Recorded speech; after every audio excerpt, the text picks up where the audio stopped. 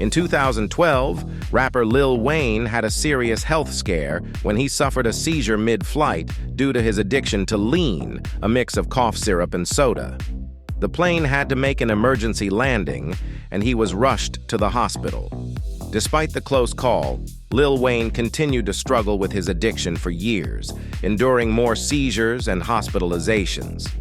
It's a tough battle, but let's be honest. When your drink of choice is something that belongs in the medicine cabinet, maybe it's time to switch to water. After all, even Lil Wayne's rhymes can't cure a cough syrup hangover.